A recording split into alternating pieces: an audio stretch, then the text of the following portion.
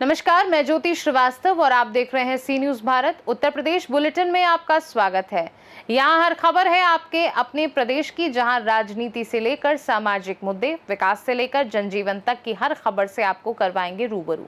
जहाँ सबसे पहले बात होगी मुरादाबाद की, जहाँ उत्तर प्रदेश सरकार द्वारा वाल्मीकि प्रगट दिवस पर सार्वजनिक अवकाश की घोषणा करने पर वाल्मीकि समाज में दौड़ी खुशी की लहर। मिठाइयां वितरण कर एक दूसरे को दी बधाई और मनाई जमकर खुशी। साथ ही दिखाएंगे कैसे रायबरेली में मुस्लिम युवती ने हिंदू लड़के से रचाई शादी। ऐसी तमाम खबरों पर विस्तार से करेंगे चर्चा। ठाकुर द्वारा कोतवाली प्रशासन की निष्क्रियता के चलते जनता में निराशा बढ़ती जा रही है। नए कोतवाली प्रभारी निरीक्षक और पुलिस क्षेत्राधिकारी के आने से लोगों को खनन के खिलाफ कड़ी कार्यवाही की उम्मीद थी, लेकिन अब तक कोई ठोस कदम नहीं उठाया गया। स्थानीय मीडिया बार बार नो एंट्री नियमों के उल्लंघन और ओवरलोड वाहनों की तेज रफ्तार की खबरें दिखा रहा है। बावजूद इसके प्रशासन चुप्पी साधे है। जनता प्रशासनिक चुप्पी और खनन माफियाओं के प्रभाव से चिंतित है और किसी अनहोनी की आशंका से भयभीत है।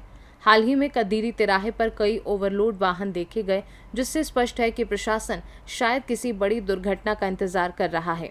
जनता अब भी तहसील स्तर के उच्च अधिकारियों और शासन से समाधान की उम्मीद।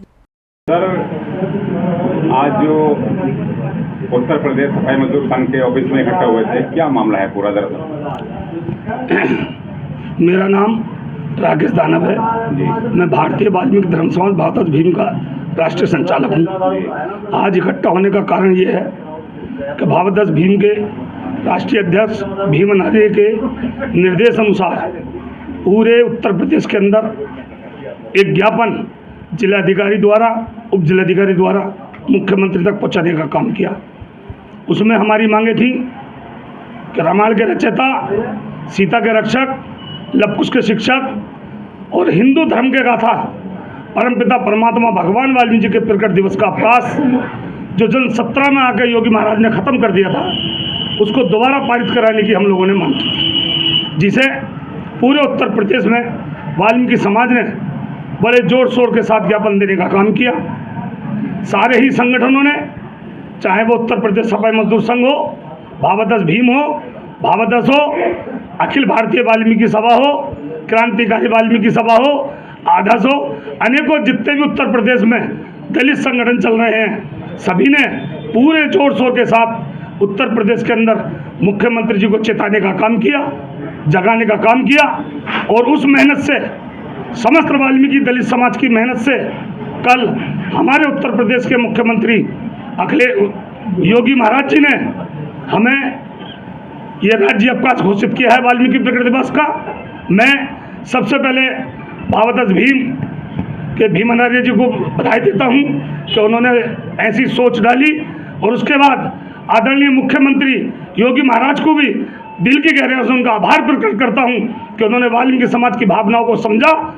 उन्होंने जाना कि परमपिता परमात्मा भगवान वाल्मीकि एक ऐसे इष्ट देव हैं जिन्होंने संस्कृति की रचना की, जिन्होंने योगी बनाए, जिन्होंने बाबा बनाए, और जिनके माध्यम से हम ये जान सके कि देश के अंदर पुरुषोत्तम राम भी हैं, माता सीता भी हैं, तनियों को भगवानों को अगर बताने का काम किया है, जिसकी गणना हमारे देश के प्रधानमंत्री भी कर रहे हैं, जिसकी सराहना हमारे देश के मुख्यमंत्री भी कर रहे हैं, जिसकी सराहना संघ के भागवत जी भी कर रहे हैं कि अगर वाल्मीकि जी ना होते तो हम राम को नहीं पहचान पाते। इन सब चीज़ों पे मंथन करने के बाद योगी जी ने ये तोहफा देने का वाल्मीकि समाज को काम किया है। हम योगी जी को उत्तर प्रदेश के समस्त सफाई कर्मचारियों की तरफ से, वाल्मीकि परिवार की तरफ से, तमाम दलित संगठनों की तरफ से दिल की गहराई से उनका आभार प्रकट करते हैं और विश्वास करते हैं कि आने वाले समय में सन 2027 से पहले वो जो हमारी अन्य मांगे हैं,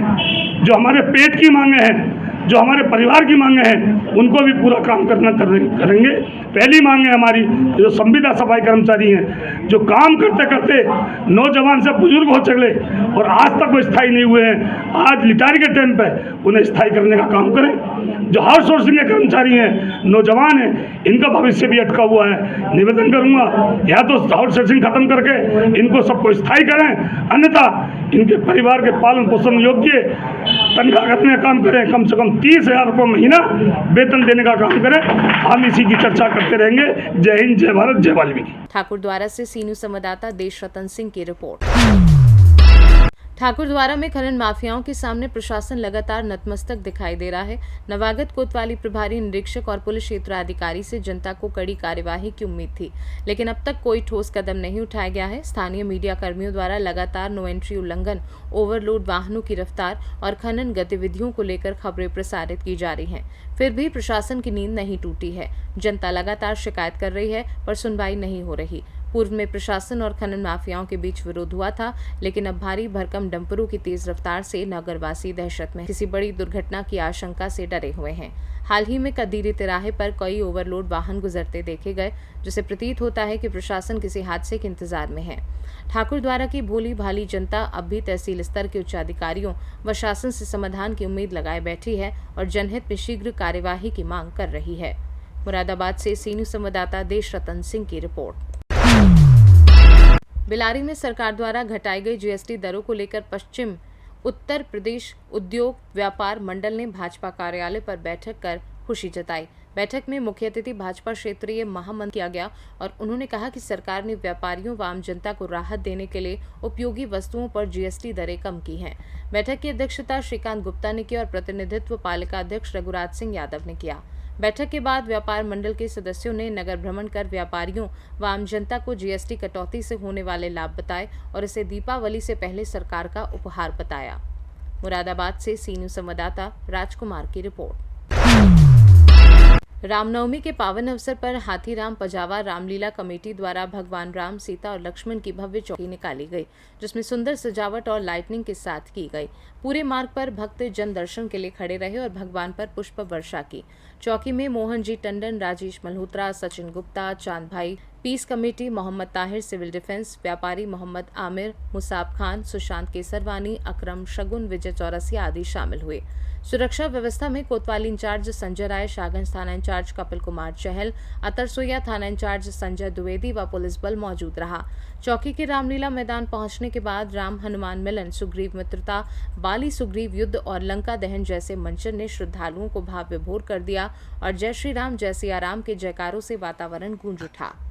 प्रयागराज से सी न्यूज संवाददाता जाबिर की रिपोर्ट। लालगंज थाना क्षेत्र के साकेत नगर में एक मुस्लिम युवती ने हिंदू लड़के से शादी की, जिसे पुलिस की मौजूदगी व पदाधिकारी ने मंदिर में संपन्न कराया। युवती के घर से भगा ले जाने की शिकायत पर पुलिस ने युवक कुशाग्र और युवती ज्योति फलकनाज को खोज निकाला।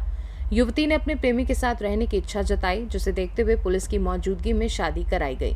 शादी के बाद युवती का नाम फलकनाज से पलक वाजपेयी हो गया। पूरा मामला साकेत नगर का है। अपना परिचय बता दीजिए। ये हमारा नाम दुर्गा शंकर त्रिपाठी शास्त्री है। और आज क्या कार्यक्रम था, आप लोग कहाँ आए हैं? आज एक मांगलिक कार्य था, वैवाहिक कार्यक्रम, जिसमें कि वर पक्ष से काफ़ी लोग थे, कन्या पक्ष से तो शायद कन्या ही थी और बड़े